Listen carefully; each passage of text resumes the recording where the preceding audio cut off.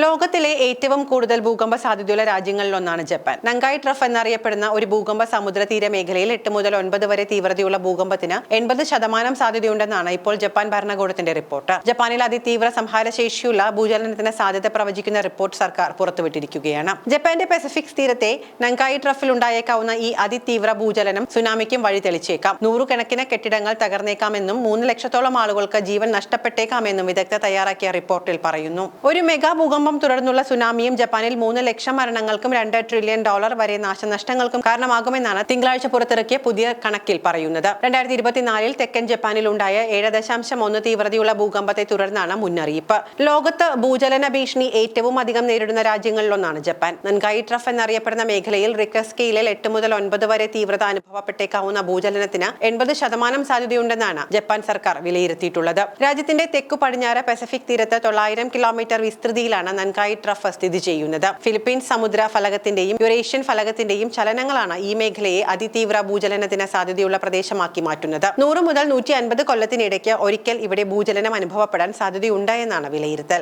2024 August മാസത്തിലാണ് അതിതീവ്ര സംഹാരശേഷിയുള്ള ഭൂചലനത്തിലുള്ള മുന്നറിയിപ്പ് ജപ്പാൻ ആദ്യമായി പ്രവചിക്കുന്നത്. തീവ്രത 9 അതിലധികമോ ആയ ഭൂചലനങ്ങളെയാണ് മെഗാ ക്വാക്ക് അല്ലെങ്കിൽ അതിതീവ്ര സംഹാരശേഷിയുള്ള ഭൂചലനം എന്ന് വിളിക്കുന്നത്. അത്തരമൊരു ഭൂചലനം ഉണ്ടായാൽ ജപ്പാന്റെ സമ്പദ് വ്യവസ്ഥയിൽ $1.81 ട്രില്യൺ നാശനഷ്ടം ഉണ്ടായേക്കാമെന്നും റിപ്പോർട്ടിൽ പറയുന്നു. 9 രേഖപ്പെടുത്തുന്ന ഭൂചലനം ഉണ്ടാകുന്ന പക്ഷം 10 ലക്ഷത്തിലധികം ആളുകളെ മാറ്റി പാർപ്പിക്കേണ്ട സാഹചര്യം ഉണ്ടാകും. രാജ്യത്തിന്റെ ആകെ ജനസംഖ്യയുടെ 10%-ഓളമാണ് ഇത്. തണുപ്പുകാലത്ത് രാത്രി വൈകിയാണ് അതിതീവ്ര ഭൂചലനം ഉണ്ടാകുന്നത് എങ്കിൽ സുനാമിയെയും കെട്ടിടങ്ങൾ തകർന്നു വീഴുന്നതിനെയും തുടർന്ന് 3 ലക്ഷത്തോളം പേർക്കെങ്കിലും ജീവൻ നഷ്ടപ്പെട്ടേക്കാമെന്നും റിപ്പോർട്ടിൽ പറയുന്നു. 2024 തെക്കൻ ജപ്പാനിലുണ്ടായ 7.1 തീവ്രതയുണ്ടായിരുന്ന ഭൂചലനത്തിൽ 14 പേർക്ക് ജീവൻ നഷ്ടമായിരുന്നു. ജപ്പാന്റെ തെക്കു പടിഞ്ഞാറൻ പസഫിക് തീരത്തു നിന്ന് ഏകദേശം 900 കിലോമീറ്റർ ദൂരെയാണ് ഈ താപ നദീതടം സ്ഥിതി ചെയ്യുന്നത്. അവിടെ ഫിലിപ്പൈൻ ഫലകം യുറേഷ്യൻ ഫലകത്തിനിടയിലേക്ക് ഇടിച്ചു കയറുകയാണ്. ഇതുമൂലം ഉണ്ടായേക്കാവുന്ന ടെക്ടോണിക് സമ്മർദ്ദങ്ങൾ ഏകദേശം 100 മുതൽ 150 വർഷത്തിലൊരിക്കൽ മഹാഭൂകമ്പത്തിലായിരിക്കും. ഇതുമൂലം ഉണ്ടാകുന്ന ടെക്ടോണിക് സമ്മർദ്ദങ്ങൾ ഏകദേശം 100 മുതൽ 150 വർഷത്തിലൊരിക്കൽ മഹാഭൂകമ്പത്തിനായിരിക്കും ജപ്പാൻ സാക്ഷ്യം വഹിക്കുക.